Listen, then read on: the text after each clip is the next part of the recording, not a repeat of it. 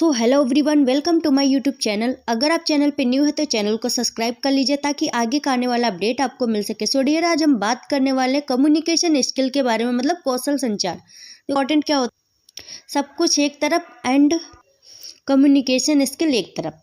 मतलब क्या, बोलने का तरीका, आखिर हमें किससे कैसे बात करनी चाहिए और क्या बोलना चाहिए जो हमारे लिए बेहतर हो और उस जिससे हम बात करें उसके लिए भी अच्छा हो, जो कि सामने वाले को अच्छा लगे। मैटर यही करता है।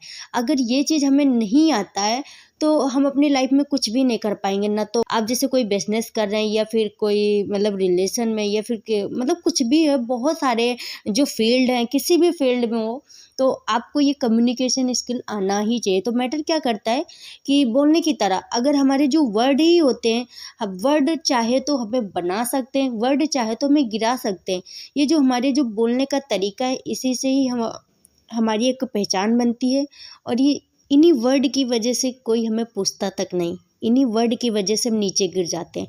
तो मैटर क्या करता है, सबसे इम्पॉर्टेंट क्या होता है, कम्युनिकेशन स्किल। ये चीज़ आना बहुत इम्पॉर्टेंट होता है। तो आइए देखते हैं इसमें कुछ पॉइंट है। एक्टिव लिसनिंग, सक्रिय सुनना या तुरंत। मतलब जब भी आप किसी से बात कर रहे हैं, जब सामने वाले से आप बात करेंगे तो आपको ध्यान में ये रखना है, आपको सिर्फ ओनली सुनना है। आपको एक क्वेश्चन करना है, फिर ओनली सुनना है। कभी कभी क्या होता है कि जब हम सामने वाले से मिलते हैं तो हम क्वेश्चन तो कर देते हैं लेकिन उसका जवाब देने को उसको मौका ही नहीं देते, दूसरा क्वेश्चन कर देते हैं, राइट। इससे में वो परेशान हो जाता है। और अगर हम उससे बात करें तो सिर्फ ओनली सुने ज़्यादा बोले कम। वो कहते हैं ना कि सुनाने से ज़्यादा सुनने वाले बन जाए। जब आप सुनने वाले बन जाएंगे ना, तभी तो समझ में आएगा कि सामने वाला बोल क्या रहा है। जब हम सामने मिलते हैं तो बात इतनी ज़्यादा करने लगते हैं ना कि हम वर्ड समझ ही नहीं पाते कि कौन क्या कहना चाह रहा है, राइट। तो क्या करना चाहिए, हमें साइलेंट रहना चाहिए और उसकी बातों को ध्यान से सुनना चाहिए। सुनने के बाद में आपको जवाब देने का इंतज़ार नहीं करना है, क्योंकि कुछ लोग इसलिए सुनते हैं ताकि उनको जवाब देना होता है, इसलिए वो सुनते हैं, ठीक है। तो आपको क्या करना है, उसकी बातें सुनना है और समझने की कोशिश करना है। जब आप समझेंगे तभी तो जब आप समझेंगे उसकी बात को, तभी जाके उसको लगेगा कि वह भाई कोई है सामने वाला जो हमारी बात को समझ रहा है। इससे क्या होगी, आपकी एक अच्छी बॉन्डिंग भी बनेगी। क्योंकि जब हम किसी के सामने जब बात करते हैं तो जब हम अपने ही बारे में बताते रहते हैं किसी को तो वो उसको बोरिंग लगता है। लेकिन जब हम उससे ही बात करें, उसके ही बारे में बात करते हैं सिर्फ, तो उसको अच्छा लगता है। ओके, तो फर्स्ट पॉइंट आपको समझ में आ गया होगा। नेक्स्ट पॉइंट है use clear and simple language. जब भी आप किसी से बात करेंगे तो आपका जो भी टॉपिक होगा जिससे रिलेटेड आप बात करेंगे, तो उसके लिए जैसे आप किसी से बात करेंगे तो सामने वाले को नहीं पता होगा आपका जो भी क्वेश्चन है, तो उसको बिल्कुल सिंपल तरीके से, जेन्युइन तरीके से आपको बात करनी है आएगा। लेकिन उसको इंग्लिश में ही बोलना आता है और हिंदी में नहीं आता है। अगर आप उसे हिंदी में बोलेंगे तो उसको समझ में नहीं आएगा। तो आपको बिल्कुल सिंपल वर्ड प्रयोग करना है, ना कि आप इंग्लिश में ही बोले जा रहे हैं या फिर बिल्कुल हिंदी में ही बोले जा रहे हैं, जिससे कि उसको इरिटेट हो और वो आपकी बात को समझ भी ना पाए और वो बंदा वहाँ से चला जाए, ठीक है। तो अपनी लैंग्वेज को ध्यान में रखना बहुत इंपॉर्टेंट है। नेक्स्ट पॉइंट है use a body language. Use body language साथ में ट्यून। जैसे कि हम जब सामने वाले से बात करते तो क्या करना पड़ता है हमें, बॉडी लैंग्वेज मतलब हमारी जो ट्यून होती है। क्योंकि हम कभी कभी किसी को ऐसे वर्ड बोल देते हैं, अगर हमारे गलत वर्ड होते हैं तो उसको अच्छे लग जाते हैं, अगर हमारे अच्छे वर्ड होते हैं तो उसको गलत लग जाते हैं। तो जैसा कि क्या होता है ना, हमारे वर्ड ही हमारे रिलेशन को बचा देते हैं या फिर वर्ड ही हमारे रिलेशन को तोड़ देते हैं। तो ये जो ट्विन होता है, इसमें जो उतार चढ़ाव होता है, इसमें आपको बहुत ज़्यादा ध्यान रखना है कि हमें सामने वाले से कौन सा वर्ड किस तरह से बोलना चाहिए, राइट। ये चीज़ आपको ध्यान में रखना ही जरूरी है। और इसके साथ में आई कांटेक्ट मतलब जब आप सामने वाले पर्सन की आंखों में आंखें डाल के बात करेंगे, इधर उधर नहीं देखेंगे, तो आपकी बात में सच्चाई रहेगी, सच लगेगा उसको कि भाई सामने वाला सही बोल रहा है। क्योंकि जब आप इधर उधर घूमेंगे ना तो आपका जो कॉन्फिडेंस है ना वो डगमगा जाएगा और वहाँ पे आप भूलने भी लगेंगे बोल रहा है। क्योंकि जब आप इधर उधर घूमेंगे ना तो आपका जो कॉन्फिडेंस है ना वो डगमगा जाएगा और वहाँ पे आप भूलने भी लगेंगे कि आपको बोलना क्या है एग्जैक्टली। उसके साथ में आपके फेस में स्माइल होना बहुत ज़रूरी है। ऐसा नहीं कि आप बिल्कुल ही हंस रहे हैं या फिर हंस ही नहीं रहे हैं, मुंह बना रहे हैं, तो ऐसा नहीं। एकदम नॉर्मल सी स्माइल करनी है जैसे आप करते हैं। जैसे आप किसी से हाथ मिलाते हैं तो उसका भी ध्यान रखना है, प्रसाद लेने जैसा नहीं करना है या फिर ऐसे मार खाने जैसा हाथ नहीं रखना, सही से मिलाना है। और नेक्स्ट पॉइंट हैंड शेक। जैसे कि हम जब जो वर्ड बोलते हैं, जिस ट्यून पे हमारा हाथ जो है जो मूवमेंट करते हैं कि इधर उधर जैसे करते रहते हैं, तो ऐसा कुछ भी नहीं करना। जब जिस तरह से हम वर्ड बोले उसी तरह से जो हमारे हाथ का मूवमेंट वैसा ही होना चाहिए, ना कि किसी गलत तरह से।